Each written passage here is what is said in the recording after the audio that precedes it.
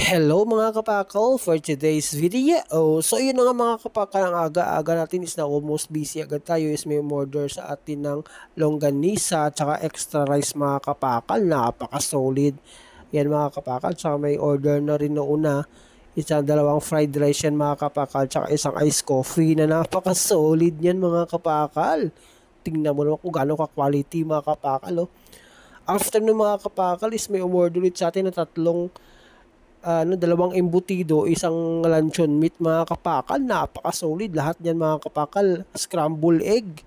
Kaya ginawa na natin ang paraan niya mga kapakal, binasic lang natin yan, tingnan mo kung gaano ka-quality, napaka-solid yan mga kapakal.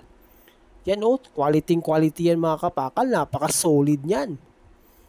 Then after nun mga kapakal is may tumawag sa atin via page, is umorder sila ng 5 box mga kapakal, tayo na daw gagawa ng basta overload mga kapakal, 5 box overload yan mga kapakal, ginawa natin ang paraan, napaka-solid yan.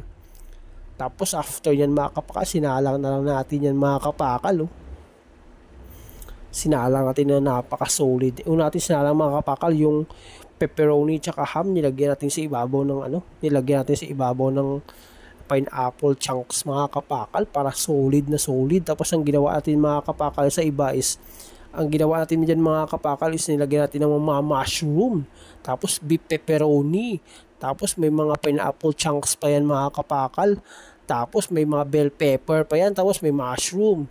Tapos nilagyan pa natin mga kapakal ng kung ano-anong klaseng toppings yan mga kapakal. May pepperoni, may pork pepperoni, may beef pepperoni, meron pa yan, may ham pa yan mga kapakal, napaka-solid yan mga kapakal. Then after niyan mga kapakal, isa-slice lang natin yan kasi na-blowtorch natin lahat kanina mga kapakal bago natin isalang, napaka-solid yan. Ayan mga kapakal, para ganap na ganap mga kapakal.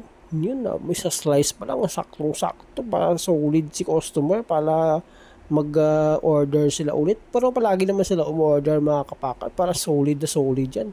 Tapos tinali natin mga kapakal yung 3 box, kasi 5 box yan mga kapakal yung order nila. Then to be followed na natin yung 2 box para hiwalay siya mga kapakal para solid na solid. Yan mga kapakal. Yan, last na natin salang to mga kapakal para magbubuking na tayo mga kapakal ng ating lalamove, kasi ipapalalamove na lang mga kapakal yan ni customer, kasi di tayo makapag-deliver kasi nga medyo busy, at the same time walang bantay si baby mga kapakal, napaka-solid yan. Yan mga kapakal, 5 box yan mga kapakal. So yun na nga mga kapakal, ayan na si Rider, i-deliver na ni Rider yan via Lalamove. Ayun mga kapakal. So yun na nga mga kapakal, if you like this video, subscribe, like, comment, and share. Thank you, ingat.